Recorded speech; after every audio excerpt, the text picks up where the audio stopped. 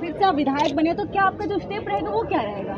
जी बिल्कुल, आप देखेंगे कि जैसे हमारा संघर्ष शुरू हुआ और हेमंत जी ने बड़े बड़े निर्णय लिए, खतियान के आधार पर स्थान नीति, नियोजन नीति को लेकर उन्होंने सबसे पहले कैबिनेट में प्रस्ताव लाया, वहां से मुहर लगने के बाद में उसे विधानसभा के सदन स्थल पर उसे लाकर एक विधायक के रूप में हमारे राज्यपाल तक पहुंचाने का काम किया। ये बातें अलग थी कि राज्यपाल ने इस चीज़ को रिजेक्ट कर दिया, लेकिन कहीं ना कहीं जो एक प्रयास किया गया हेमंत के द्वारा वो सराहनीय था और मैं उसका प्रशंसक हूँ। इस निमित्त आने वाले दिनों में आपने देखा होगा हमारे जो घोषणा पत्र है, घोषणा पत्र के पहले पन्ने में जिस चीज का जिक्र है वो है खतियान के आधार पर स्थान नीति, नियोजन नीति। तो आने वाले दिनों में 2019 के भी घोषणा पत्र में जारी था, लेकिन ऐसा कुछ भी नहीं हुआ और आपको पार्टी से बगावत करनी पड़ी।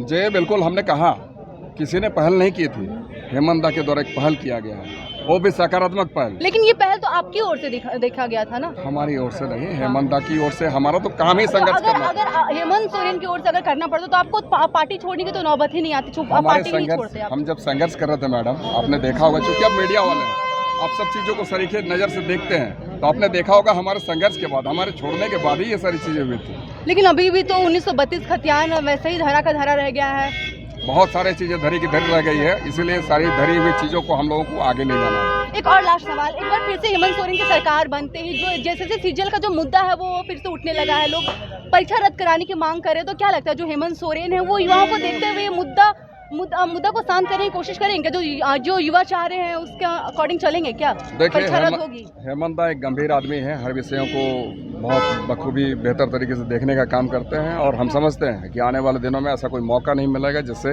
हमारे यहाँ के लोग प्रभावित हो, किसी को अंगुली उठाने का मौका मिले। अमित सर, खेल मंत्री का आपको किया जा रहा था। सारे मीडिया के उपज है भाई, ऐसा कोई बात नहीं है, और हम लोग अपने विधायकी पीरियड में ही बेहतर काम करेंगे और आपको शर्मिंदगी का मौका नहीं देंगे। दिल्ली में सबसे पहला काम क्या लगेगा सर? जबरदस्त होगा, कुछ भी काम होगा बेहतर होगा और आपको गौरवान्वित करने वाला होगा। ये देख सकते हैं सिल्ली से अमित महतो जी थे जो कि सुदेश महतो जी को हरा चुके हैं, और JL कैंप से देवेंद्र महतो भी उठे थे वहाँ से।